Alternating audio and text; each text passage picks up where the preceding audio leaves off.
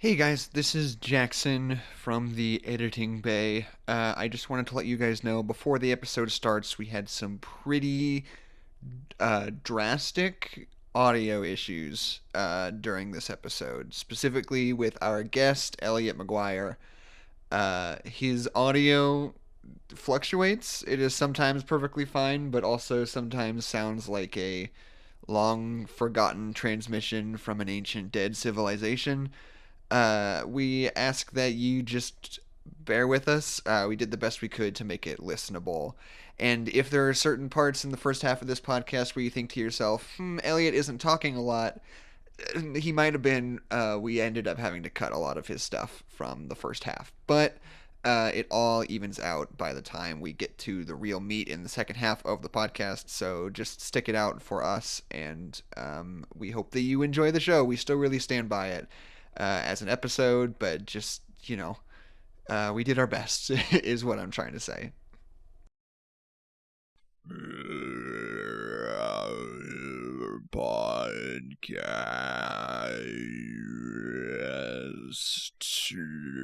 Podcast.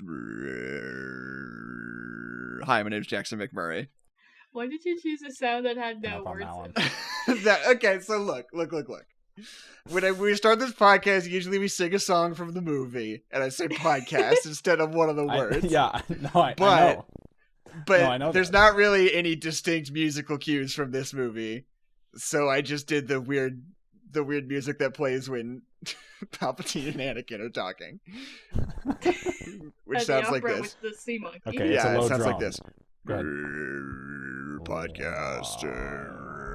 Podcast. Hi, my name is Jackson McMurray. My name is Adeline McMurray. My name's Elliott Maguire. And this is No Nerds Allowed. There we go. We've done it. We've finally done it. Good work. Good So work. how are you feeling about the energy we've created today? Look, if you can come up with a better song for me to sing, I'm all ears. I think any amount of chaos is an appropriate amount of chaos for this occasion. Right.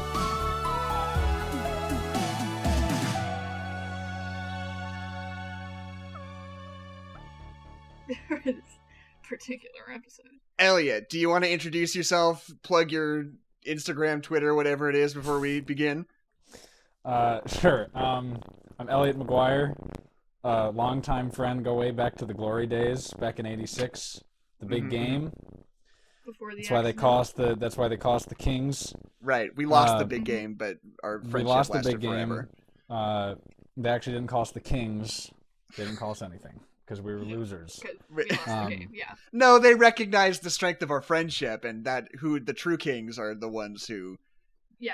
have And then powerful... we entered into that bobsled race, and then we also lost that. We did get juice. We did get boxes and bags of juice and milk, respectively.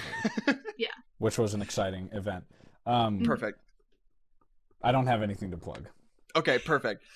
Yes, Same this hat, is same indeed boat. friend of the podcast, brother of Anna Maguire, enemy of the state, Elliott Maguire, on No Nerds Allowed for the very first time. And today, we are covering Star Wars Episode 3, Revenge of the Sith, at long last. Okay, The best one. before we get into it, All of Star Wars.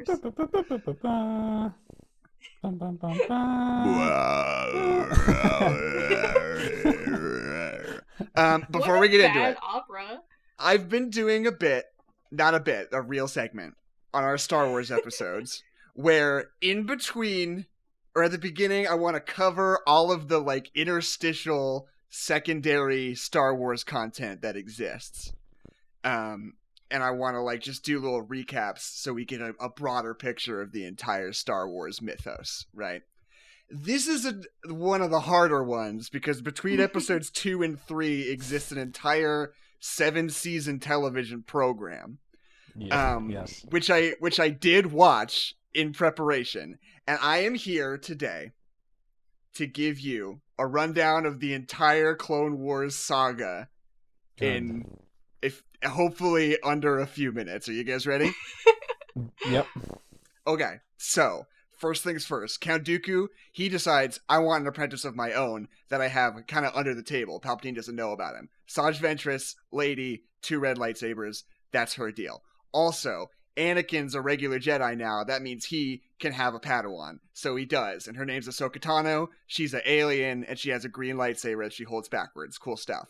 Anyway, Clone Wars going on. Jedi out there solving problems. There's this one planet called Mandalore. Neutral. Not part of the Clone Wars. They're a pacifist planet. Don't have any army or whatever. A long time ago, they had a big army, and they all had Boba Fett helmets. But now they don't anymore. The Mandalorians. They lost them. But now, also, Obi-Wan's ex-GF is the queen. So now there's a small group called Death Watch, and they're like, I miss the good old days when we all had Boba Fett helmets. We have Boba Fett helmets, and we're going to try to bring violence back to Mandalore. Anyway, the lead guy has this cool lightsaber called the Dark Saber, just a weird old lightsaber that's black. Ahsoka has a friend. I like the way you said black. I don't care. Ahsoka has a friend who's another Padawan named Barriss Offee, and I'm not going to talk about her for a while, but she's going to be relevant later. Okay. Count Dooku. No, not Count Dooku. Sidious finds out about Asajj Ventress, right? And he's like, yo, that's not cool. You can't have your own apprentice. You're already my apprentice. So he's like, Count Dooku, you gotta kill Asajj Ventress. So he tries to do that, but he fails. So then Asajj Ventress goes back to her home planet and reconvenes with her weird cult family. It's the planet Dathomir. So then... There's a bunch of witches there. There's a bunch of witches there. So Asajj Ventress is rightfully mad. So she brings a couple of witches to Count Dooku's spaceship, tries to kill Count Dooku. She fails. So she comes up with a new plan, right? She grabs Darth Maul's brother, whose name is Savage Opress. He's like Darth Maul, but he's yellow. Trains him in the ways of the Sith, right? They team up, except not really. He's like a sleeper cell, right? The queen of the people, the queen of the witch people, is like, oh, Count Dooku, I heard you were looking for another apprentice. What about this guy? He's Darth Maul's brother. And he's like, that's tight. But then secretly, he's aligned with Asajj Ventress, tries to kill him, also fails. So then Savage Opress is just like disillusioned, doesn't have any purpose in life. So he's like, I'm going to go try to find Darth Maul. Also, Asajj Ventress goes back to the planet and just chills there for a little while. Also, unrelated, Boba Fett is there. He's hanging around. He's like 14, and at age 14, he's already a successful bounty hunter. As we all are. Yes. Count Dooku's mad that the witch sisters tried to kill him, so he sends General Grievous to Dathomir, and he totally fucking wipes out, like, all the witches, like, destroys their society. Except Which is for... why there's no witches in Star Wars. Right. But the leader is still alive. Her name's Mother Talzin. And Asajj Ventress survives and goes to do her own thing. Savage is traveling the universe looking for Darth Maul. Finds him. He's in a cave. He's crazy. He's still alive. He's got robot legs now. He's also a spider for a little bit. Yeah, for a little while, he's got like a crazy spider body that's like made out of junk that he made for himself. But then Savage takes it back to Mother Talzin on Dathomir, and they like fix him up real good, and now he's like a whole guy again. And then from there, Darth Maul's like, oh, so now that I've got a new lease on life, what I really want to do is I want to kill Obi-Wan Kenobi. So he goes and finds Obi-Wan, tries to kill him, but he doesn't do it. So then Maul is like, I wonder what I can do now. Well, I'm really mad at pretty much everybody all the time. I'm so horny and angry and I don't have any outlet for it that I'm just going to start teaming up with as many crooked underworld organizations as possible. And so he like starts building this power base of like organized crime. But in addition to that, also he teams up with the Death Watch, the Boba Fett guys from Mandalore I was talking about earlier. Mm-hmm. I'm looking at my notes here. Asajj Ventress is a bounty hunter now, so that's just what she's doing. Darth Maul and his crew, his like vast army of criminals, they take over Mandalore by force and they kill Obi-Wan's ex-GF, and now Darth Maul is like the king of Mandalore. Darth Sidious is like, that is whack. You're supposed to be dead and I'm going to kill you, and you're drawing attention to yourself now so I know you exist. Darth Sidious shows up and beats the shit out of Darth Maul, kills his brother, kills Savage Opress, and takes Darth Maul prisoner on his ship. Then Clone Wars got canceled. So the next part happens in a comic book. Then Darth Maul is taken prisoner by Darth Sidious. Is on a ship, but then he escapes. But he enlists the help of Mother Talzin to help him escape. But then Mother Talzin gets killed by Count Dooku. Anyway, now it's season 7 of Clone Wars on Disney Plus. Big revival. Maul got back to Mandalore somehow. I don't know how, but he's back there now. And Ahsoka Tano. Oh no, wait! I forgot one important thing. Barriss Offee, Ahsoka Tano's friend that I mentioned briefly earlier. Turns out she hates the Jedi now, and she frames Ahsoka Tano for murder. So there's a big trial where they're trying to prove Ahsoka's innocence. And finally, at the end of all of it, they prove that she is innocent, but now she's disillusioned with the Jedi ways, so she decides not to be a Jedi anymore. Then the show gets canceled, then that comic book happens. So now Maul wants to destroy Sidious. He's been in his pocket the whole time. He knows his whole plan. He knows he's going to ruin the world and create a new empire. And he's like, I don't like that. I'm Darth Maul, and I think that's whack. So now he is fighting Ahsoka Tano, and he's like, you should join me, because you're not a Jedi now either, and I'm not a Sith anymore. You should join me, and we can stop Darth Sidious and like keep him from creating a galactic empire. And Ahsoka's like, that sounds pretty tight, I'll do that. But then Darth Maul's like, cool, first step, we gotta kill Anakin Skywalker. And she's like, not so on board with that part. And they have a big fight. And that's as far as we're at right now. You're all caught up on Clone Wars. That's everything you need to know. Okay, great. How many minutes was that? 20? I don't think it was that long. It was like 3 minutes. 6, I'd say. I think I did a very good job. Maybe 10. For 7 seasons, yes. Here's the thing about Clone Wars. There are... You can't explain it in 6 minutes. Well, I mean, partially. There's a lot of stuff that's really cool in it that is, like, in service of a greater narrative and, like, a continuing story across it. But for every episode that's like that, there's, like, 4 episodes where it's just, like, Anakin and Ahsoka go to a planet and solve some kind of conflict. And you're like, okay, that was boring. So, like...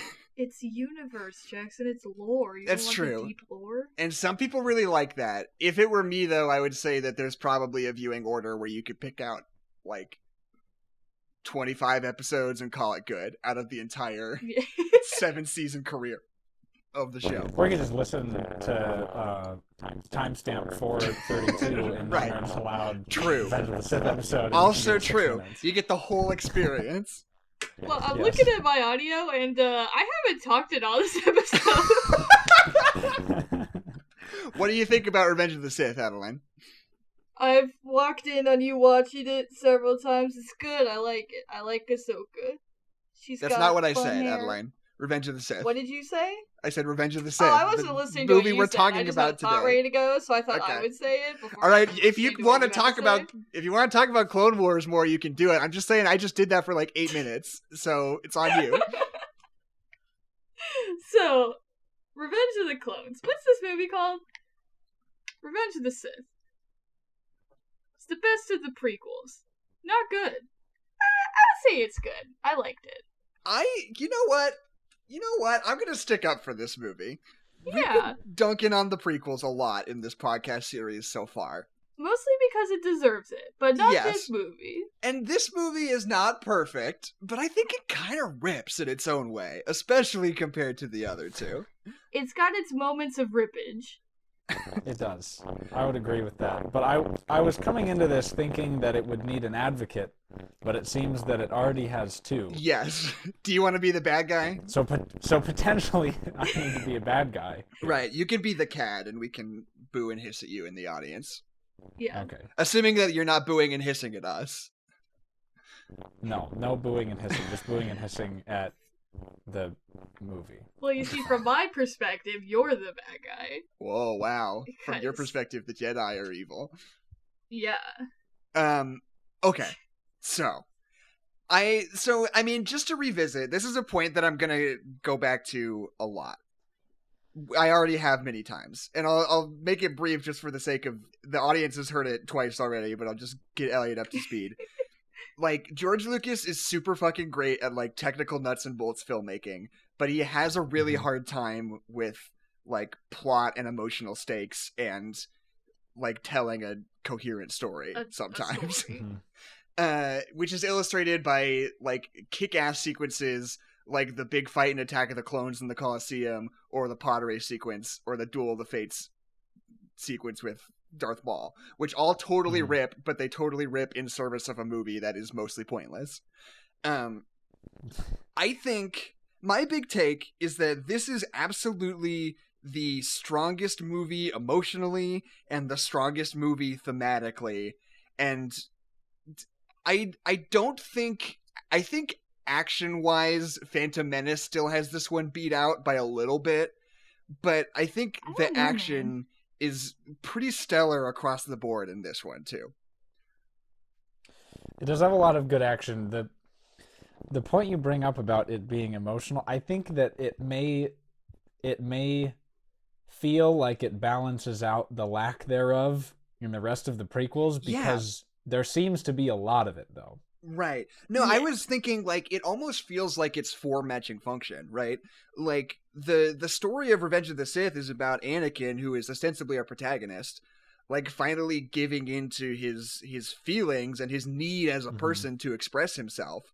And it happens in the context of two movies that are very restrained and very calm and not very outwardly emotional at all. And suddenly in this third one, like, we're suddenly much more sold on the emotional stakes of these events, you know? We feel for Anakin a lot more. We're much more inside Obi-Wan's head and what he's feeling. And by the time, like, the big climax happens where Anakin and Obi-Wan are fighting, it's the first time I felt, like, truly emotionally invested in a big action sequence in these prequels, like, across all of them. And it's the very final action sequence. Yeah. Well, because I would say that the first two movies kind of aren't about Anakin and Obi-Wan Kenobi, which kind of sucks because they need to be important and loved. Like, in the first movie, it is definitely about Anakin, about getting Anakin, like, onto the scene of being a Jedi, but, like, Obi-Wan is not in that film. They tell you that he is, but he is not. Right. And the core problem of the movie isn't about them at all. Like, they're doing other things. Like, they're doing political stuff, and they're, like, dealing with, like, wars and stuff, and then Anakin and Obi-Wan are just there. And then I feel like you get that a little bit the same in the second movie, too, where it's like, we are doing other things, but Anakin and Obi-Wan are the main players, even if the movie isn't about them. And then this movie feels like the first movie that's, like, about Anakin and Obi-Wan, and that's great, but it's also the last movie. I feel like, I don't know.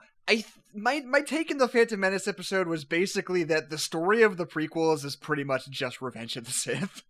Yeah, like, and honestly. Like, episode 1 and 2 are kind of just, like, weird expanded scene setting for, like, the actual event that is the events of Revenge of the Sith, you know? Yeah. Well, I also think that it's like it's establishing the amount of political story that has to happen in order for the lack of coherence when it comes to, like, the political resolution that happens in Revenge of the Sith, right? In order for that to be passable, because the thing is, it's like a whole lot happens on the political scale very, very quickly and without a lot, but then we have half of the movie of Padme in an apartment being sad and Anakin being sad in an apartment with Padme. It's true. And then you have, you know, Obi-Wan and Anakin doing their thing. So I think that, yeah, the first two get a lot of the politics out of the way so that there's room for the emotional investment in the third. But see, what I think this movie does well, like, all the politics in the first two episodes feel like homework, right? You're like, like, I could not give a shit about this. Like, I want somebody to, like, cut somebody in half. Like, that's what we're here for, right? And, like, and it feels like this thing that just is this obstacle to your attention, like, that has to happen in order for you to have the fun you want to have, you know? But this movie genuinely, I think like the political aspect of it is well written and engaging in and of itself. It doesn't feel like homework.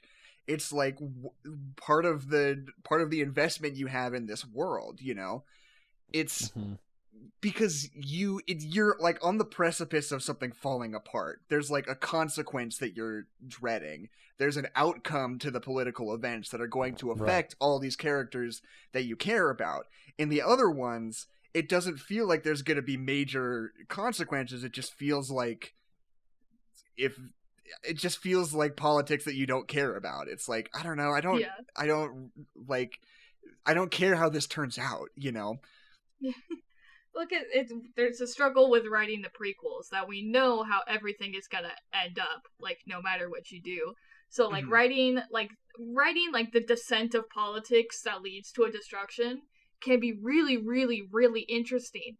But they do a weird thing with the descent. They make the descent far too slow to the part that they're like. In the Phantom Menace, they like try to tell you that like it's not gonna collapse, and you still know that it is. Like they kind of like they dance around it too much and like don't get to the point quick enough for it to be interesting. Because like that's like all that BioShock is, and I love BioShock. Wait, sorry, you lost me with that last part. Well, because BioShock is about watching the descent of a society into madness and chaos. Okay.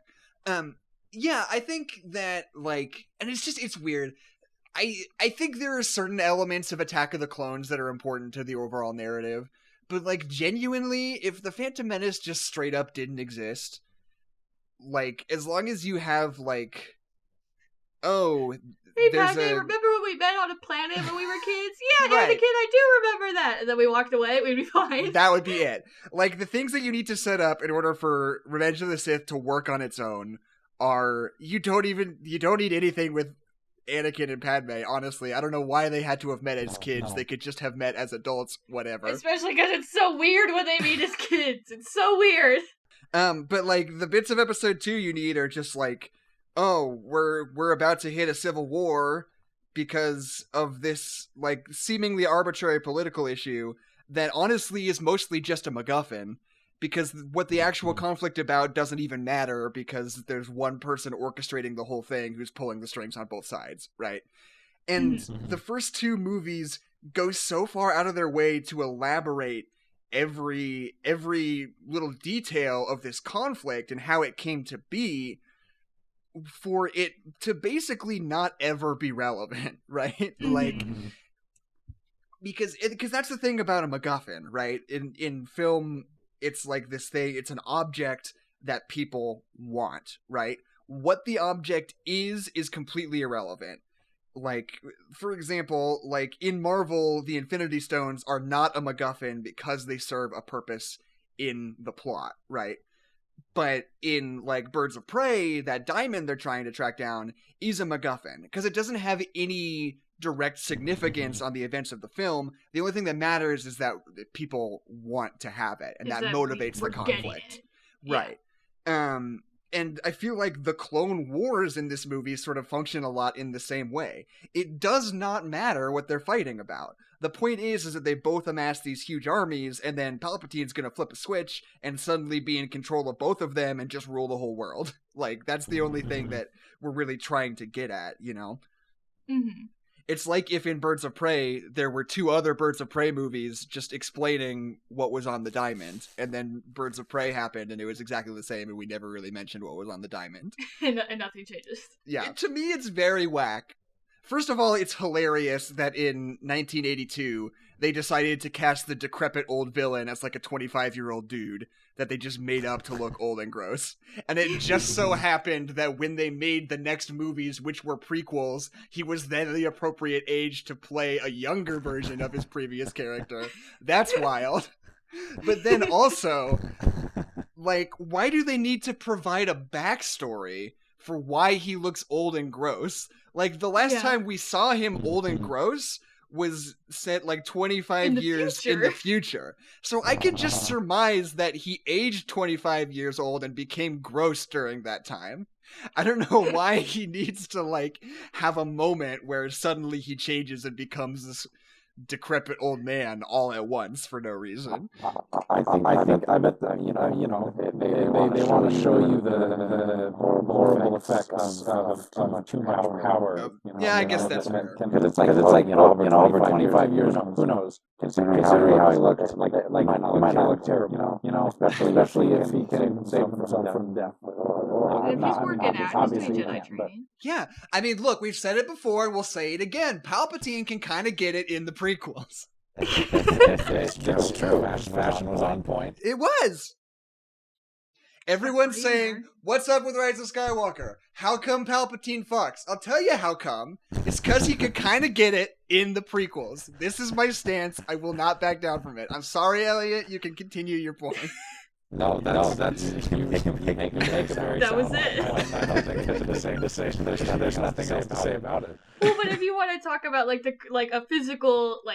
physical representation of like the corruption of power, I'm all down for that imagery. But that's not even what it is though, because he's zapping Mace Windu, and Mace Windu goes, "No, you actually," and then he's zapping himself kind of, and then he gets all gross and weird. But then he just zaps Mace Windu again, and Mace Windu looks exactly the same still. Mace So I just Windu don't know falls what's out the happening window. in that scene. Then he falls out the window. Out the window. Yeah. Maybe it's like if you electrocute yourself, you get gross. Maybe those are the rules. I don't know. That's the old saying, he who lives in a glass house shouldn't shoot force lightning around. Abraham Lincoln said that. One of the things that I think is really interesting about this movie is just that Attack of the Clones was the first major movie ever shot completely with digital cameras, right? And it looks like it. And it looks awful. Part of the reason is because with digital cinematography, I was about to say something that sounded very smart, but then I said digital cinematography, and it completely undercut what I was about to say. So I'm going to start once more so I can maintain my composure. The thing about digital cinematography is that there's this effect you can create that you can't do with film, where just everything in the entire shot is completely in focus. Like when you're doing a close-up, Anakin Skywalker's face is just as in focus as the sand dunes behind him, right? And if you're not doing that conscientiously, it looks super bad. But that's something that they do a lot in Attack of the Clones, and it's really distracting and looks super bad. It looks really bad. But I think they're deploying it a lot more conscientiously in this movie. Whenever part of the visual language of this movie is that there are a lot of just like wide shots that just let you take in the entire set and scenery around them, even if it's mostly computer generated. But like it's very much, it really wants to show you the world as it can show you the world shining, shimmering, splendid as much as possible. It wants to like put as much production design in your eyeballs as it can, and part of that is utilizing that infinite depth of field. When you're on Mustafar and there's this wide shot of like Obi-Wan and Anakin squaring off, you can see like the volcanic eruptions in the background just as clearly as you can see Obi-Wan and Anakin standing closer to the camera. When you're in that Starfighter battle at the very beginning, which rules, by the way, you can see the whole fleet. Yeah, like there's that shot right at the beginning where they sort of like come over the edge of that Republic Star Destroyer or whatever it's called. And suddenly you see like everything below them. There's like layers and layers of like space battle going on underneath. And you can see the whole thing like equally as crisply as you can see whatever's closer to the camera. And it works super well. And they're also very careful to not do that when you're just shooting regular coverage, you know? Yeah. Which is the thing that Attack of the Clones didn't quite understand. Like when we're sat in an apartment, we don't need to know all the details on the tapestry behind us. Precisely. Yes. But but sometimes you do see a lot of the city backdrop. Right, yeah. That's true. But it's not as overwhelming. I guess Totally. It's more of like a lo-fi hip-hop remix kind of vibes. Goes down smooth. Has anybody done that yet? Because I feel like you can make a lot of money off of lo-fi Star Wars hip-hop with like Coruscant out the window. Oh, I can imagine. I wouldn't be surprised. That's gotta. You guys keep talking. I'm That gonna check and see down. if that exists. TM. Yeah, this is... What's interesting to me about the use of CGI in this movie is that they're like equally like being smarter about using it and balancing it out with real life. And sometimes that's really effective, and sometimes that's just it looks like garbage. Like I'm very, very happy that all of like the Chewbacca costumes are like real guys in costumes. Oh, yeah. But when it's real guys in costumes in front of just 100% CGI, it just makes the costumes look really bad. It makes the CGI look really bad. It's just a bad decision. Ooh, I'm vibing right now. This rules. This guy's sampled the sound of Darth Vader breathing over a lo-fi that's hip-hop beat. impressive. Oh man, Is this is gonna be a, Coruscant like in the a, background? Is there an anime girl sitting, anime Padme being sad on her couch? Anime pregnant Padme.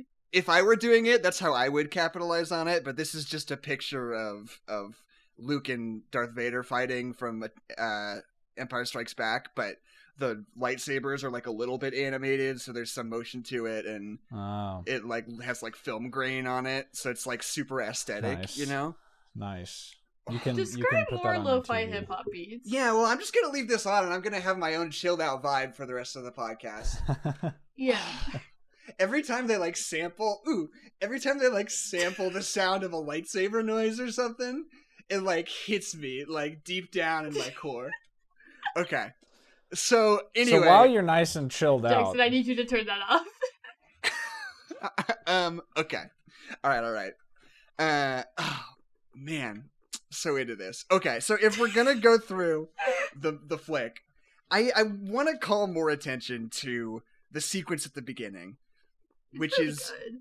completely like I remember Adam Savage's podcast. There was one episode where he went in length, or he talked at length about that opening sequence and about how like it should be completely unreadable. Like it should be just like incomprehensible to watch, but like it is staged and like put together so conscientiously because like I said, this is the thing that George Lucas is best at, is like making these things make sense. And it's like this big long extended action sequence that takes place in a vacuum where there is no up or down, but somehow it still is completely understandable and followable, you know, which I think is not at all an easy task. Because George Lucas is really good at making the shit he wants to do make sense. Right, totally. I mean, visually at least, maybe not. Yeah. on paper. Everything else is out the window, but it looks good. Jackson. Okay, Elliott, this is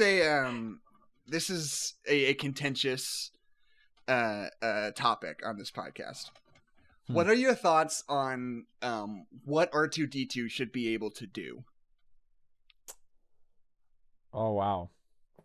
I don't know what your opinions are. I think perhaps in Revenge of the Sith, R2-D2 is a young strapping lad who can achieve a great many things in combat to battle droids alone, and he simply grows old. Okay. And becomes a fat, lazy, useless noise machine. So he's a little more haggard in the original series, is your theory? That is my theory, because I think that he's an agile young droid with fun new features that he knows how to use. Way too much. Yeah. My favorite is when Obi-Wan throws a lightsaber at him and he catches it, which is a really unsettling thing to witness. Which I don't like that. See, he's eager to use his power.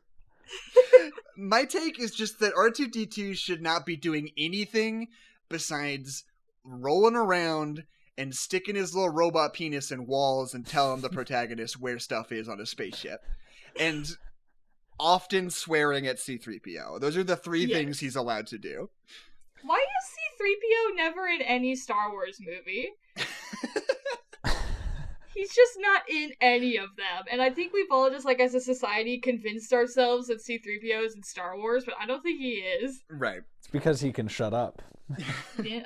And I love, okay, so the prequels have such a loose grasp on C-3PO as a whole. Yes. Much Yeah. has much has been said about the fact that Anakin built C-3PO doesn't make any goddamn sense whatsoever. But also, in this movie, there's that moment when Order 66 has just been executed and everything is falling to shit around everyone. And Padme's like, this is insane. I don't know what I'm gonna do. Like, everything is falling apart and I don't know what to do. I'm drowning. And C-3PO's like, oh, I think it's probably okay. I think things will probably turn out just fine. It's like, have you seen Star Wars? Like, that is not what C-3PO says. I assume he has an internet connection and he can view the atrocities that are being committed against countless people across the galaxy. Right. And C-3PO is just like, I've calculated the odds of success and I say that they're 1 in 1. I think we're probably pretty okay. Here's I've got pretty good odds. I've got a great feeling about this. Here's my theory about the droids. I think that one of the core components of the prequels is it is a story of adolescence for R2-D2 and C-3PO, because think about it. You have R2-D2 who is young and enterprising and has cool tricks that he wants to use. He wants to show off. He has so much oil inside. He's young, dumb, and full of oil. And C-3PO has become edgy. C-3PO is struggling to find his identity, but he's an edgy, misunderstood teen who's trying to crack a joke and say, oh yeah, everything's fine, even though he's seeing the younglings being slaughtered mercilessly by through the security cameras. by the husband of the woman to which he is speaking. You are somehow the second consecutive guest on this podcast to characterize C-3PO in the most batshit way I've ever heard. Last episode, Key just said that C-3PO was a swashbuckling rogue that she wants to have sex with. And now you have posited that C-3PO is an edgy teenager who his parents just don't understand. Is that correct? Yes. Yeah. Okay. Yeah, no, I get it. All right, fine. He's not an annoying butler.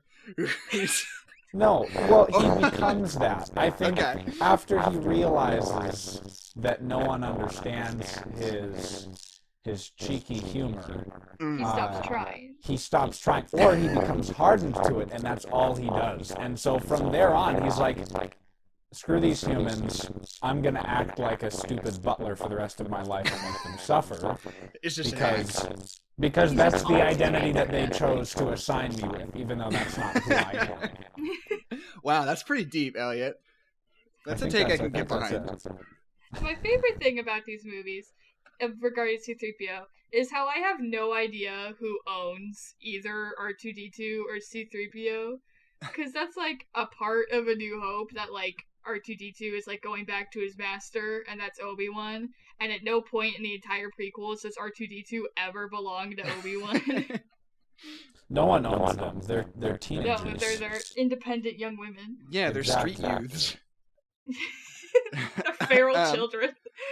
Well, no, R2-D2 belongs to Anakin. But C-3PO, I guess, belongs to Padme? And here, Elliott's audio gets pretty unsalvageable, but he asks if R2-D2 can remember who Anakin is. Well, part of the swath of extracurricular canon items that have come out of Rise of Skywalker by executives at Lucasfilm just saying things has been that apparently R2-D2 and C-3PO have never been memory wiped. They remember all of the Skywalker saga. No. But so at the end of this movie...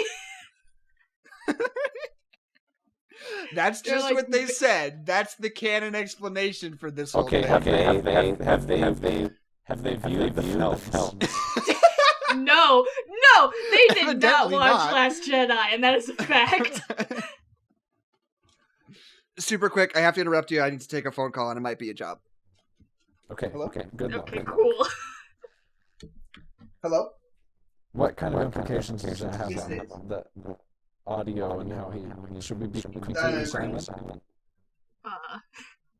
I think he'll just edit this out later, I think. Unless we're funny right now, Right. then I don't know. Well, let's listen in on the conversation and let's Yeah, this will be interact. eavesdropping on Jackson. It's very interesting. So I haven't- So remind me, MVR is the driver's report. Yes. Yes. Yes. We need. I should have sent Please that don't cut me in off. email. Please don't cut me off. If it I was never explaining. went through, I can send Sir? it again. Though. it's not looking good. Yeah, totally. What email address should I send it to? None. You're not getting that. www.google.com. Yes, hello. I am the owner of Google, and I've gotten your application, and I don't think you have the qualifications to take over my position at this time. Perfect. That is. But I would love Sir, that is music to my to ears. wipe Okay, your great. memory and make you my robot butler. Yeah, absolutely. And we're gonna keep doing that so that you forget the process of aging over and over again, so you're just a child forever. That it's written clearly in the application. I hope you read the whole thing. C-3PO, your wit is too powerful for mortals to bear. He has to be nerfed, or he's gonna fight So God. it's PAC, not PACK. Exactly. Or maybe he has to be nerfed because he'll become Okay, as I think that powerful was as his fine. creator. Did you guys Ah. not get any of Then my he'll start pictures? moving on to C-3PO other sides. Was intended to be a Sith Lord. Uh-huh. Now we're getting somewhere. But he keeps forgetting. But he keeps forgetting his Okay. mission. But every time... See, Anakin planted a sequence in him that if he's alone long enough, he'll become figure it a out. fully trained Sith Lord. He keeps finding photos that he's written. He looks in the mirror and it's written, "Don't forget who you are." And he's like, "Who wrote this here?" He keeps finding weird sparkling Okay, perfect. places Thank you so throughout the much. world, and when he stands on them, he has visions of his Yeah. past. And he records them and pieces Wow. them together. Remember, you have Alzheimer's. Who keeps writing this? I'm so sorry to interrupt you, Elliot. My Did you phone get the started job? ringing. Yeah, kind of. I was already hired at Domino's, but they were taking a super long time to get back to me and do my orientation and stuff. But they Shame. just called me just now and were like, "Hey, turns out we didn't get any of your documents. Can you send them again?" So that's why. Oh. Were you guys podcasting while I was gone, or were you just waiting? I don't We were podcasting. I don't know if we need to I don't know if we need to revisit the points that were brought up. Okay. All right, I guess I'll just make an executive decision in post. Okay, where are we at? C-3PO continually gets his memory wiped. Right. What was part 2? I think we I love that moment where at the very beginning when Obi-Wan says R2's something and Anakin's like, "Don't." Obi-Wan's like, "What? I didn't say anything." He's like, just don't. He's doing his best. They've had this conversation about Obi-Wan bullying R2-D2 one too many times. Yeah.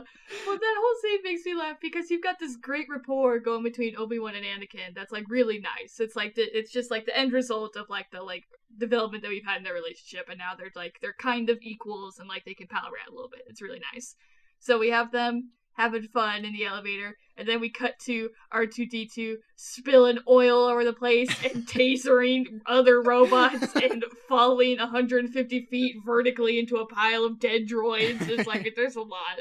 It's a lot. Crushing people with elevators. It's a lot. I think it's the action that we've been waiting for so long. For R2-D2. From yeah. R2-D2. From R2-D2 specifically. R2-D2 And I've just been always waiting- wanted to be a battle droid. I've just been waiting for R2-D2 to snap, and I'm glad that I get to finally see it on camera. Exactly. I'm getting another phone call. I'm so sorry. Oh my god. Goodness gracious. What a mess. Hello? Hi. Hey, can you guys stop calling me?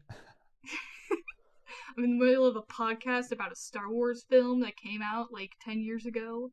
Really Okay. topical, really Yeah, on perfect. trend Is that which location is that going to be at? in space. Perfect. Okay.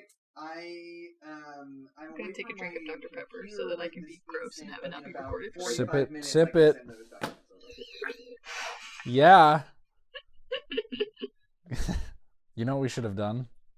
What? Just made a lot of horrible noises. Sorry. and Okay. Sorry. told Sorry. them We'll do that that we next had phone call. really next good. chance. Yeah. I'm Yeah. excited to listen back to this footage and see what you guys are up to while I'm networking, making money, getting jobs. Getting connections. I was just gonna Get say your Business- new manager at Domino's to be on the podcast. that would rule. I would be so into that. Anyway, I was gonna say I'm mad. Like I've been saying this for a long time. I was so sure that C-3PO was gonna just bust loose and start shooting people in Rise of Skywalker. Like the way the trailers were set up, I was so positive Mhm. that C-3PO was gonna snap and his eyes were gonna turn red and he was gonna turn into a killing machine finally. But he didn't, and R2-D2's been doing that for 6 movies now. Yeah, And, why like, hasn't he had his R2-D2 moment? why hasn't C-3PO gotten a chance? And I keep telling myself that Star Wars isn't over, and it still might happen someday. But it just C-3PO, a Star Wars story. it just feels like Rise of Skywalker was the time, and they didn't do it. It's because Yeah. Rise of Skywalker didn't have the courage to do anything. God. I'm saying if they weren't cowards, they would have had C-3PO snap. Right. But there was look, I can't keep doing this because I've said this so many times on this podcast, but Yes. there was that first poster they came out with when it had C-3PO holding Chewbacca's crossbow on it. But to my knowledge, that doesn't happen in the film. So it was No. obviously It's in very the works misleading. at some point. At some point, C-3PO was gonna just But- drop somebody. Mhm. But also on that poster, it had all the Knights of Ren on it too, and everyone got really excited about that. And then the Knights of Ren were not in the film except for Kylo Ren to kill at the end. But they were in it, though. They were there. They They sucked, were but they were there. Well, They C-3PO was arrived. there, and Chewbacca's gun was there. It's They were true. just never together. I don't think this is a That valid argument. It's What do you airtight. mean? I'm making some amazing points. I see no flaws. I love that moment where, like, it's so weird because George Lucas is such a weird filmmaker in the sense that, like, when he really gets going on something that's cool and interesting, it's like mind-blowingly exciting. And then he just like sometimes he just like kind of ruins it a little bit. like Like Jar Jar that- Binks. like Jar Jar Binks is a great example. But Yeah. like there's that moment like after so they have that fight with General Grievous's guards, right? It's this big prolonged fight sequence. And they Mhm. have that fight with Count Dooku and they kill him. It's this big thing. And then they have this extended sequence where they're like trying to escape the ship. They're trying to get out of there alive with Emperor Palpatine. And then like all at once then they're just like whoop, now they're trapped. And like the music stops and everything stops and they just stand there. And they're like, oh and no. Obi-Wan says something funny. Yeah, and you're like, oh, it just stopped. Just totally stopped. All the fun I was having just stopped immediately. Like, there is no continuation of energy from this point. Just everything hit a fucking brick wall immediately. So, Well, it is- but it, yeah. So would you have preferred it just it continue until they were out, until they made it, just ride the storm until they were free? Well, it's not necessarily, because, or wait, what happens at the end of that sequence? They escape, right? Or do they get... No, they get taken to where General Grievous is, and then they have that fight with General. Oh, okay. Grievous. Yeah. And then it's they just- pilot the surrounded by ship all into the the- ground. Right. No, that's what makes it weird. It's not even that if it were the end of the action, that would be one thing. But like a sequence like this is built on continuing momentum, like of energy through all these different scenarios. And Mhm. in between two big high energy things, you insert 30 seconds of basically silence with 3 people just standing and looking at each other. And it like totally resets your sense of momentum, you know? Only to then yeah. go directly into another action scene. Right. Maybe they had to diffuse because they knew that they couldn't continue the build in the next scene. Mm. Because there was a lot of build that happened, but if you go back down, then it's kind of lame. But if you restart, then you have more of an excuse to like, Right. okay, now we build again, and then and then have like the climax. Right. And Like then a we crash the plane 7 into the a plane. 7 feels better if it's coming from a 0 than if it's coming from an 8. Exactly. Yes. Maybe that's fair. Wow. Um Smart.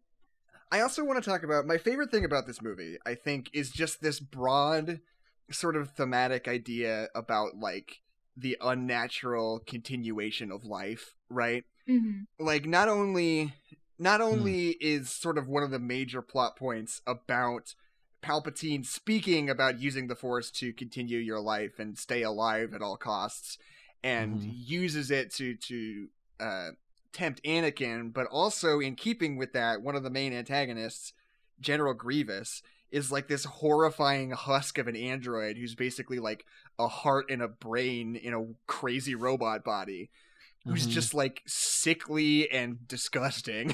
Like And has he's asthma.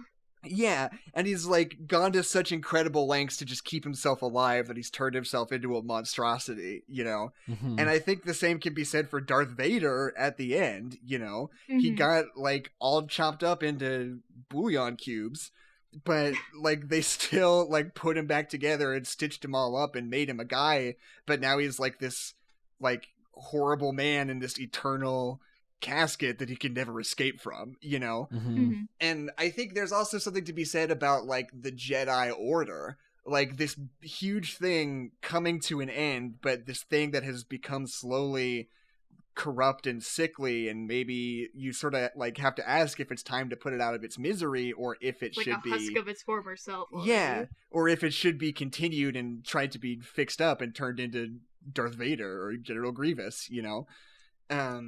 I think it is a like surprisingly coherent thematic idea for a George Lucas movie.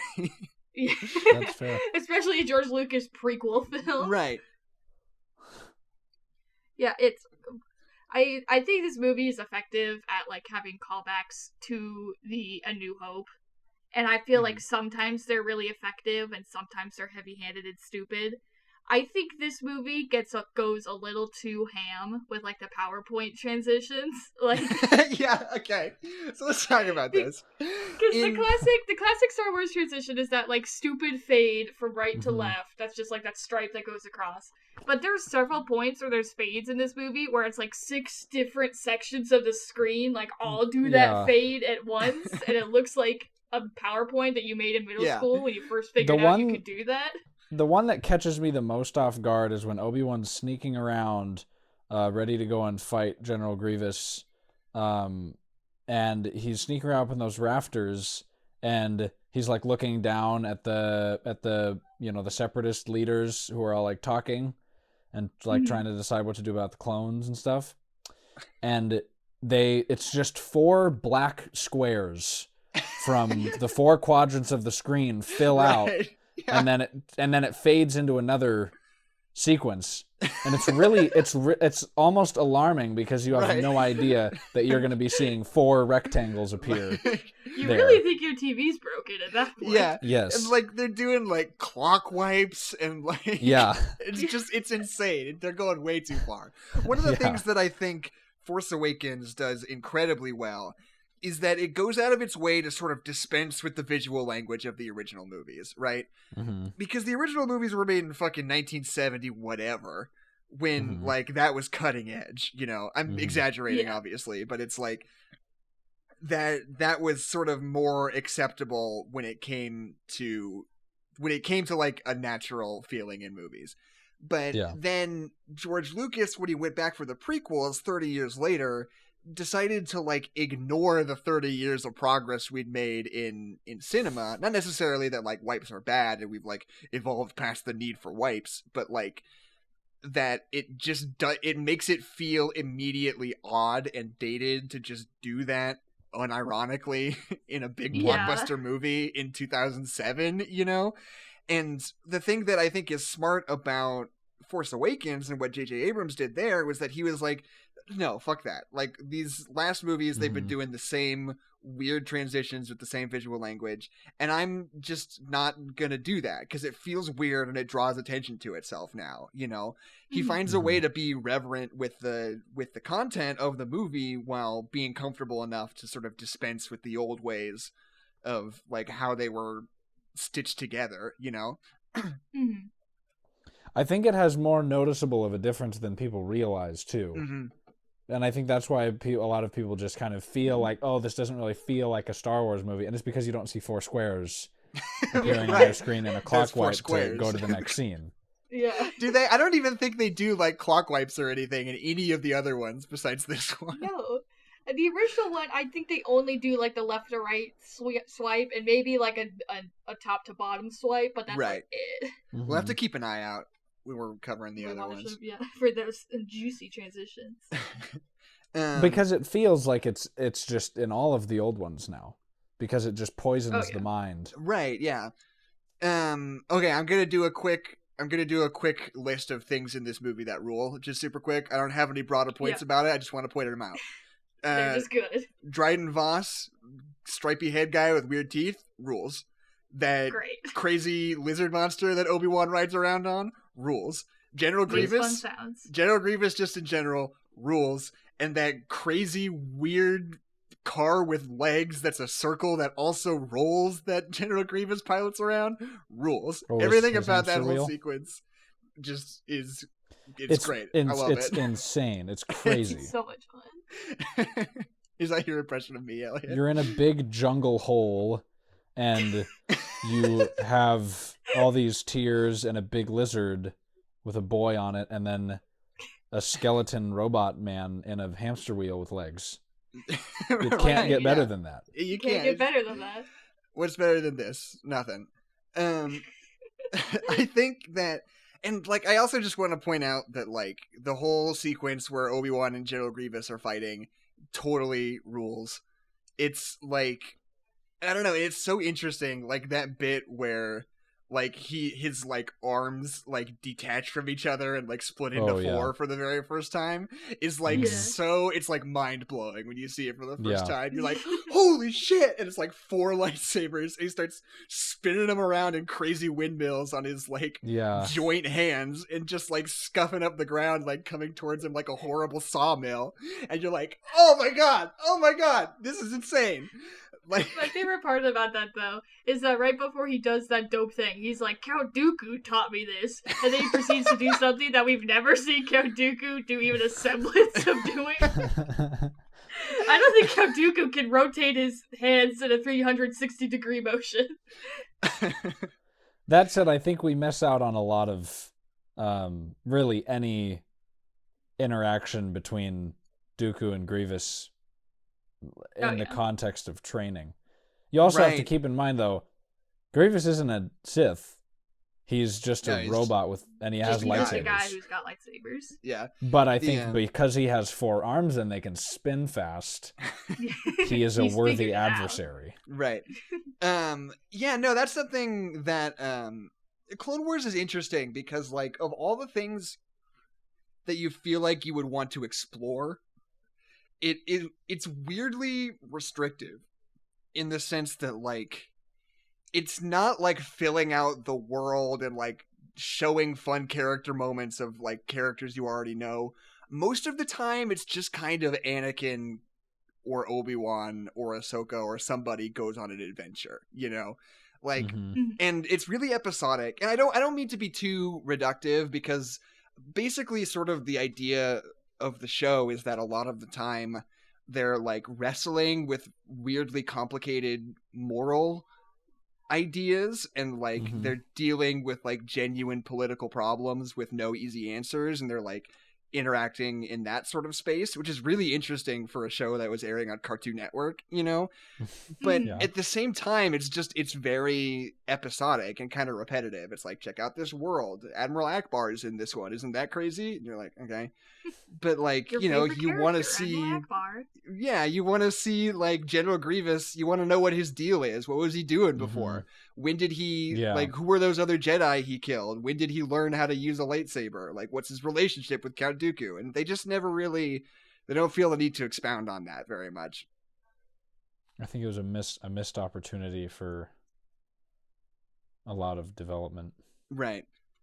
Okay, so, there's one other thing oh shoot, 1 second.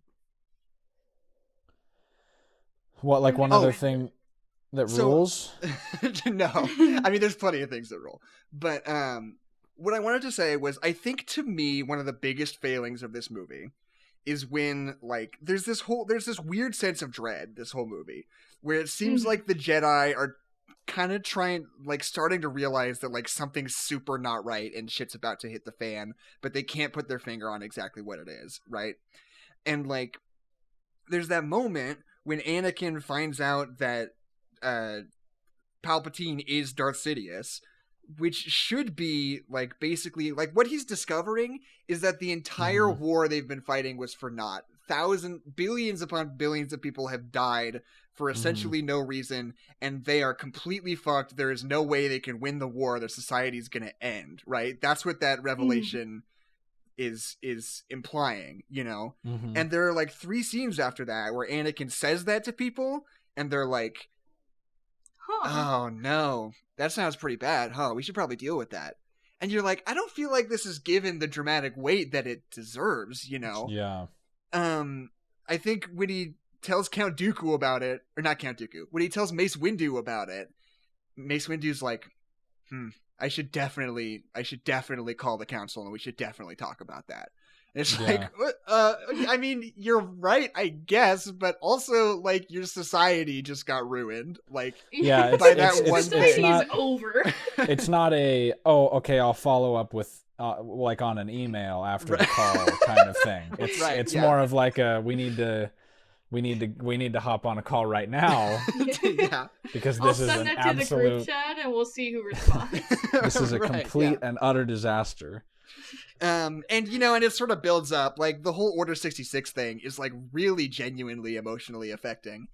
And Oh, Yeah. like, it does build up to that, and you do eventually, once it gets there, like, feel the weight of this horrible, awful, like, upheaval of everything that this world stands for, you know? But it's like this weird ramp up to it that feels, like, weirdly subdued in a way that's hard to explain. Yeah. Yeah. Well, because I think they want that to be the high point of it is Order 66. So Right. we can't. They're trying to subdue the beats before it to make that one seem like the most important beats, but then beats that are also incredibly important are kind of toned down in order to not, like, compete with each other. Right. See, what I would do if it were me, and this is not as obviously easier said than done, but if it were me, I would have it, like, show that revelation. They find out, like, Anakin finds out, he tells Mace Windu. And suddenly it becomes this, like, frenzy of, like, they figure out what's about to happen. And they're desperately trying to, like, get Jedi away from clone troopers, do anything to stop this from happening. But no matter what they do, it still ends up happening. Like, you have this, like, build up of something that you're trying to prevent, and then it finally happens, and there's nothing you can do about it. It was too late from the beginning. Yeah, I was Instead about of- to say, like, having a sequence, because I think it's one thing to just have a sequence where, okay, they're on the battlefield and then all the clones shoot them, but it's another thing to be like, they hear, or they receive news somehow, and they have to figure out some way to, like, they have to run or flee or try to, like, kill clones or something, like, do anything they can to survive, Right. and then they get overpowered. Because in a lot of, and I know there are a few who, like, they deflect a few shots and they you know, do what they can, but those are all very, they're just short and fast. I think it would give it a lot more weight. I think it would also make it more emotional, because it's like, oh my gosh, they are, like, struggling for their lives and they're in an absolute state of panic, rather than just like, oh, you're all dead. Right. You're know. dead. Because it's a genocide. Like, a culture is coming Literally. to an end, you know? Mhm. And it, like, it just feels, they feel And people are, weirdly and blasé yeah. about it. people are walking, the people who are safe are walking through their spaceship Right, to try to get the word out. They're not They're sprinting not running. to try Yeah. and get people away from the Jedi Temple. They're like, we should probably send out a transmission soon. We should tell somebody about this. I Yeah. also think that, like, the whole sequence on Kashyyyk with the Wookiees and Yoda is, like, mostly kind of pointless, doesn't really need to be there. Like, I like Wookiees as much as the next guy, but, like, if we just we didn't really need to check up on Yoda, I feel like, you know. I don't know. Yeah, I think it was to get get Yoda away to a place Mhm. where he would be able to find out and get away safely Right. without being present, but without being in like immediate danger. Right, yeah. But at the same time, there's like this whole action sequence, and it's like in service. You don't even really know what's going on. It's just like the Separatists are attacking. Attacking what? Where? Okay, Yeah. they're the bad guys though. We gotta stop the bad guys. And you're like, okay, sure, fine, whatever. What, you want there to be bad guys, Jackson? I didn't realize you were pro bad guy. And my last sort of like big picture take about this is that this movie is really awkward about its parallel action, you know, when it's cutting back and forth between multiple things. Mm-hmm. Because it's, when you're doing something like that, like when you're doing it really well, it's like the third act of Phantom Menace, right? You've got like 4 things that are happening simultaneously, and you're cutting back and forth between them, and they all are functioning at the same like energy level, you know? You're switching from Padme running around getting shot at, to Anakin and the speeder, to Obi-Wan and Qui-Gon fighting Darth Maul, and they're all these like exciting action sequences happening at the same time. But in this movie, it's like the biggest, most exciting lightsaber duel ever. Obi-Wan and Anakin on a volcano planet. And you're cutting between that and Yoda crawling around in a vent. And you're like, it's not quite, like, you can't quite continue the momentum of the sequence between those two things. Or you go from Obi-Wan and General Grievous also having an amazing, awesome fight, to just, like, Anakin and Emperor Palpatine like having a conversation, even though it's an intense conversation. But it's like it's a quiet chat. Yeah, yeah. It's not an extremely intense duel with extra lightsabers. Yeah, and then a skeleton drives a hamster wheel off of a cliff, and then we go back to a nice chat with Grandpa. Yeah. That's a good point. I hadn't really thought about that, but it definitely does not match pace, and it doesn't help that. You go from, well, maybe that's the point of the crazy transitions is to reset your focus so that you can transition into a chat with Grandpa after just seeing an intense lightsaber duel. You're like, oh, what were those squares? Oh, now it's Grandpa time. Oh, okay, Grandpa. It's Grandpa time. Yeah. But what the prequels do a lot, which none of the other movies do, is that they're really into making like sickly old men do crazy backflips, and it never looks good. It always looks like CGI skateboard Grandpa, but they keep doing it. Every time Count Dooku does a backflip, I'm like, I don't believe that.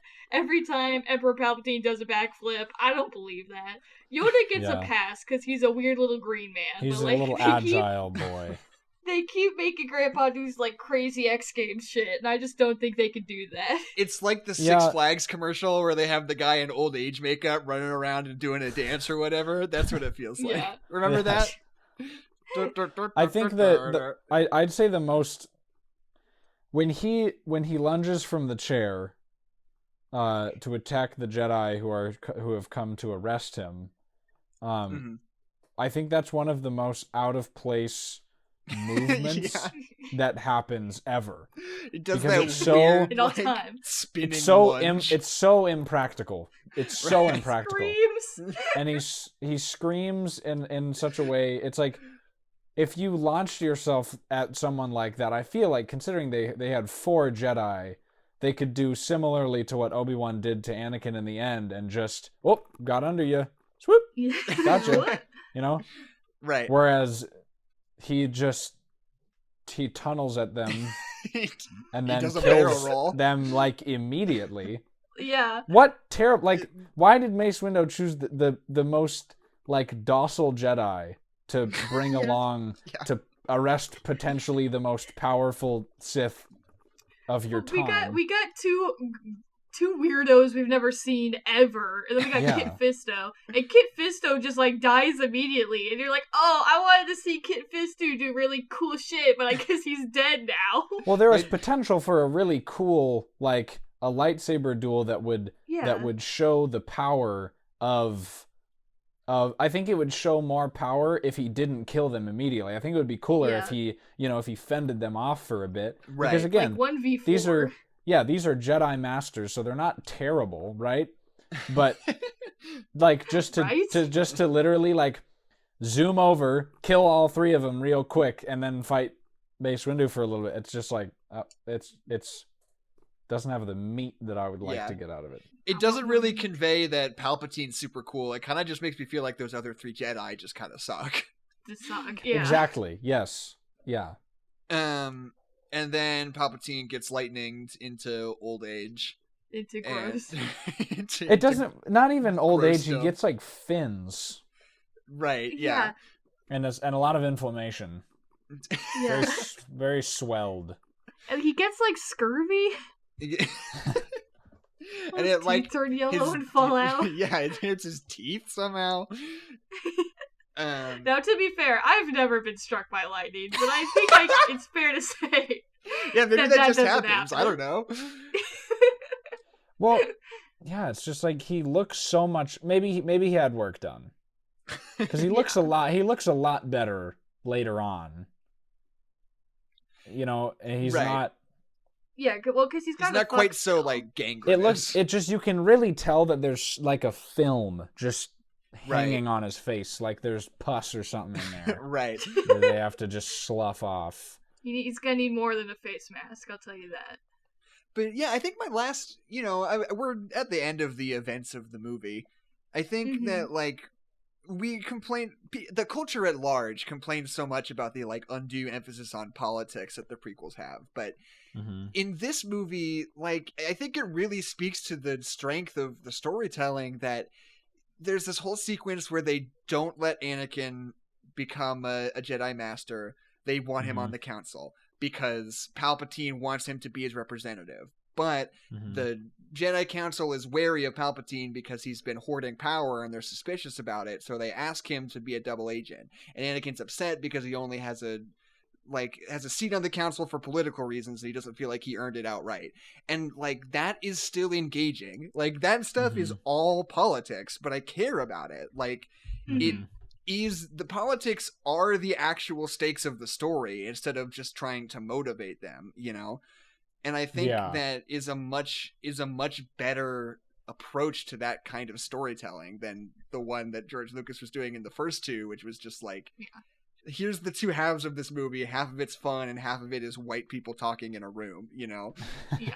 Well, I've said this before. It's like, I do think that we needed to talk about the politics of Star Wars because there's something interesting going on in the original trilogy that we just don't cover. Like when you say we have the Empire and the Rebellion and like we talk about these alliances and stuff without really talking about like what that actually means and like the actual like politics of the Star War that's going on. Right. Like it's an angle that I think is important and is interesting and like I kind of wanted to talk about. But then they just chose to talk about the weirdest parts of it and the most uninteresting parts of it and like in the most like long-winded and like it doesn't affect the story at all. Like they just did it bad. Like it was a good idea. Like let's talk about the politics of Star Wars, and then we talked about the Trade Federation for like an hour. I think if it were made more as personal as it is in Revenge of the Sith, it would have been easier to engage with, like it was. Totally. Then. But it was much more broad and generally and like useless. You're kind of unsure of the stakes. It's like if the Trade Federation is gonna do this or that, then that means that there'll be unrest in the Senate and maybe it'll start a war. And you're like, it's like listening to people have a geopolitical debate about something that they know a lot about but you don't know a lot about, so you can't really form a good opinion on the situation because you just have like these bits and pieces that, and you're kind of afraid to say anything or like ask any questions because they're like in the middle of a discussion. They're too far ahead. It's too late for you to ask questions because you would look like an idiot. Right. And so that's basically the whole But the people having the conversation are also using the most racist Japanese accent possible. So that's another layer. I was going to say, and we made a note of this movie that I think Newt Gunray died in Attack of the Clones, but the other racist alien from Phantom Menace shows up at the end, and you can tell that they've made an effort to tone down the racist accent considerably between He's just talking movies. like a regular guy. And it just goes to show that, like, there was definitely something weird going on there. That was... one beef, and we've since passed this point, but I want to know you guys' opinion. The one beef that I have is how Count Dooku dies. Considering that he knows that Palpatine is Darth Sidious, and he could say something, he just looks at him and then dies. Like he doesn't say a word. Yeah, like he could Why? bust open the whole plan like right then. Well, and he could, yeah, exactly, and I guess that would cause a lot of chaos if the puppet master were to fall. Right. But I also think that if he did that, then it would make the fall of everything a lot more interesting, because then there would just be complete disarray. Right? It would turn into like, you know what that would be like? It's like, okay, so like Anakin is like about to kill Count Dooku, and Palpatine's like, do it, and Dooku's like, Palpatine's Darth Sidious. And they're like, what? They're like, Palpatine's Darth Sidious. And they're like, what? And then suddenly it just like, it becomes like John Wick 3 or like Mad Max Fury Road, where like the whole movie is literally just like this extended action sequence of people just like trying to like save the Republic, you know, like keep things from crumbling. Yeah, clone units turn on each other, like Coruscant collapses, buildings are in flames. That would rip so hard. That would rip so hard, and then, okay, I guess that wouldn't do well for the movies that have already happened. I guess. No, yeah, for sure. I get why they didn't do that. But... I get why they didn't do that, but I think it's an interesting alternate, because then in that storyline, C-3PO goes crazy and he becomes an absolute war machine. He just gets up and he shoots Padme right there and just tears through the palace and just starts killing. Okay, wait. Does he kill R2-D2? No, they have a duel. Oh, that would be sick. Gun-toting R2-D2 versus C-3PO. Yeah. No, R2-D2 has a lightsaber. I cannot specify this. Right. He's got a fully articulated arm that he could use to swing a lightsaber. Yes. And C-3PO has Chewbacca's crossbow laser gun. Yeah. No, R2-D2 has to be extra clever, because it's like light versus dark, right? You have to. C-3PO just uses his insatiable rage against the system that has stopped him from becoming who he wants to be. He just uses that rage to fuel his massacre. Whereas R2-D2 is like, where can I strategically put oil so that I can defeat this crazed monster of a robot? See, he goes to shoot at R2-D2, and then R2-D2 uses his jetpack to get out of the way in time that it hits something else and ricochets, and it goes straight through C-3PO's glass eyes. Exactly. and then the evil is defeated. And then the series ends. And then This has been C-3PO, a Star Wars story. And then George Lucas personally burns all copies of the original Star Wars movies.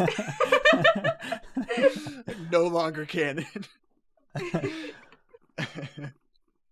So, I mean, go ahead. It's kind of beating a dead horse, but like, what is Padme even doing in this movie? They do Padme so dirty. Like, she just doesn't fucking do anything.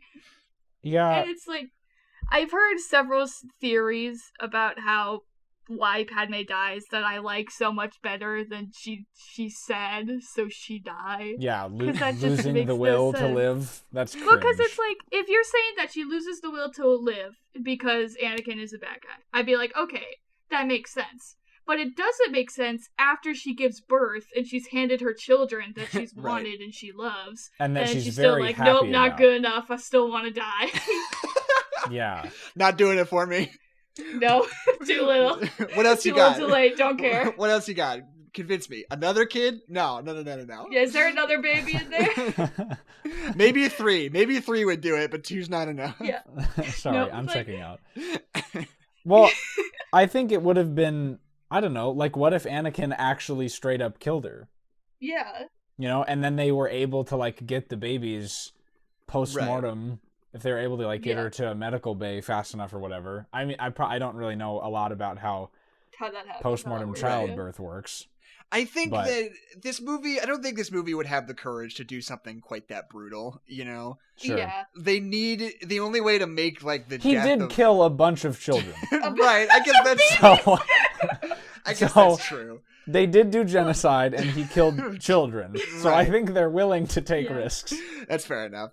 I guess I'm Well, just then, saying like- they really want to have that, like, tender moment between Obi-Wan and Padme where they, like, look into Yeah, each other's okay. eyes and Yeah. she, like, feels Yeah. love before she dies. Yeah. Well, the one that I like that still works with what actually happens in the movie is the idea that like those medical droids are like under Emperor Palpatine's thumb, and they're actually like killing her instead of trying to save her. I like that Oh. one. Because That's that makes interesting. sense why she dies. Because she's Yeah. not. Yeah. Like, don't get me Well- wrong. There's a lot of like emotional complications with like birth and stuff, but just like she's sad, so she died. It's just so dumb. Right. And Well, so or they rude could, to or her they could have character. been like, oh, she was force choked and unconscious for a while on a burning planet, Yeah. and she has babies, so Yeah, she so that's a died lie. because anyone would die. Yeah. Right, yeah. Because sometimes you just die. That It's just not. happens It's sometimes. yeah. It's not about having the will to live. It's about just not being able to do that anymore. Anakin just punches Padme in the chest and she dies like Harry Houdini. Can you That was imagine? not a comparison thought I was gonna hear today.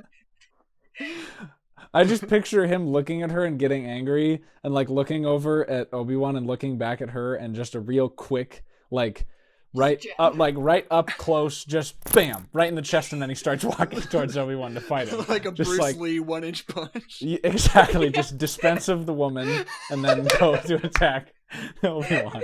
I do want to stick up for Padme a little bit in this, because on the one hand it's true, like mechanically she doesn't have a lot to do with the proceedings besides to just be a meat sack Lo-fi for two hip-hop. babies. Yeah. But like at the same time, like you are emotionally connected to her and her experience, you know? Mhm. Yeah. And maybe that is a low bar to clear in any other movie, but in this trilogy, it's like the story, you know, we were goofing on like Anakin and Padme being sad in their apartment, but like the stuff where they're sad in their apartment works. It's Like like a very it's emotionally well, and it's a very affecting. real. It's a real emotional thing. It's not Yeah. like, oh, I'm struggling with whether or not I should be a Sith Lord or a Jedi. It's like, I don't want my wife to die in childbirth. Right. Yeah. You know. And it's like, so yeah, I'm more forgiving of the fact that like Padme doesn't physically do a lot, besides the fact that it's like one of the only times in this entire trilogy that I cared Where I about feel anybody. anything. Yeah. Also, Well, I I guess think what it's- can she do though? Because she is pregnant. Is pregnant, yeah. I think it's just whiplash from the movie before when she's doing a lot. Yeah. And then suddenly in this movie she's doing nothing. It just really makes the fact that she's doing nothing feel like out of character. Like Yeah. yeah, she is pregnant. She can't do a lot, but you know, still. Yeah. Because in that one she's like she's like shooting stuff and she's in the droid factory and she's getting her top cut in half by a lizard man. Like stuff's happening. She's doing things. Yeah. At the very least she's doing Maybe things. she just needed a break. Right. Yeah, That's she's true. like, I'm gonna have some babies just for the leave of absence, and that's it. We're gonna head out. We're gonna just kind of gonna chill out for Gonna a get bit. a paid Well, vacation, and then she gets killed by. and then she dies. Right. husband. Okay, so I feel like we've been recording for about 90 minutes, the upper limit of what we typically try to keep this podcast to. How do you guys have any like final last minute thoughts before I play us out? Vader stepping off of his thing is one of the worst and least compelling things that I think I've ever seen in a film ever. Well, He's when he like says going, no. Frankenstein, No, like, I think yeah, that's good. like you're the only person who likes that, Jackson. Everyone else think- thinks okay. it's stupid. I No, think it here's would the work thing. better if it were Hayden Christensen's voice as opposed to James Earl Jones's. yes, But whatever. yes, but also think of like he just like clicks off, even though he was literally just sewn together from being a burning corpse, and there's no pain. There's just no, right? He should be Right. like, he should like collapse and be screaming, right? Yeah, Because like just going, "Oh no, I killed my wife, and I'm a Sith Lord now." No, like that dang. doesn't scream. Right. I was just cut in half by my best friend, and I killed my wife, and Right. I brought imbalance. Like, Yeah. you know, You want him to just like completely like collapse it on himself and just start like screaming, like, and then having like him like destroying the stuff around him is pretty Yeah. compelling. When he Yeah. rips his hands off the bed, it's just a little bit too Frankenstein for me. Right. well, like- and what if he would have destroyed things more? Because the thing is, Yeah. he destroys things just by being angry, right? Things Yeah, start to like also. blow up. But if he ripped himself off and just like whipped out a lightsaber and just started like bashing things and cutting Right. things apart, Kylo Ren's that would Yeah. make a lot more sense. But him just taking 1-2 step, it's just like so lame. It's so lame. Yeah. If it were me, I would Jackson probably. told me it had been a grip since I'd seen Revenge of the Sith, and so Jackson told me that was the last shot of the movie. And like, can you imagine how much of just the absolute worst that would be if that was the last shot of the movie Yeah. before A New Hope? It would be like, no. No, if it were me, I would have it still be Hayden Christensen's voice for one thing. Because, Yeah. first of all, Hayden Christensen's voice is super expressive, especially in this Oh, movie. Yeah. And also, having it immediately become James Earl Jones is this weird disconnect that takes you out of the moment, like, instantly. Mhm. Yeah, it's like cartoony. And yeah. I think having it be a different voice that is the character we know so well would make it feel uniquely, like, real that he is a burned corpse inside of a Yeah. permanent casket, Mhm. you know? Yeah. Like, if you just, like, turned on, you could hear his, like, wet breathing, and he's like, no! Mhm. You'd be like, fuck. Like, Yeah. Yeah.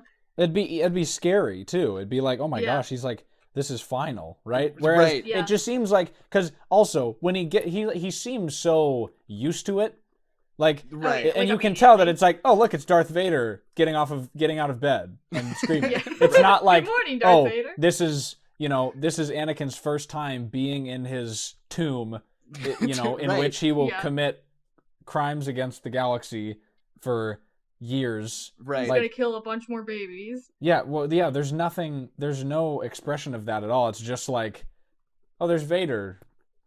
And that, yeah, there's no No. transition. Right. Also, the panel with, like, buttons and switches on his chest gets more and more embarrassing with every passing year, I feel like. That's a good point. I want I just someone... want him to like. I want to see him like flip them. Yeah, I want to know what they do. Yeah, why doesn't he use them at all?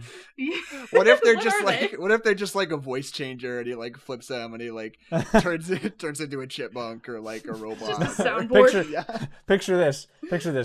He clicks off, he does the no in James Earl Jones' voice, and then he's like, oh, or he like starts it and he's like, oops, and then he switches, and then he does it in Hayden Christensen's Goes voice. back. He forgets that he had his voice changer on.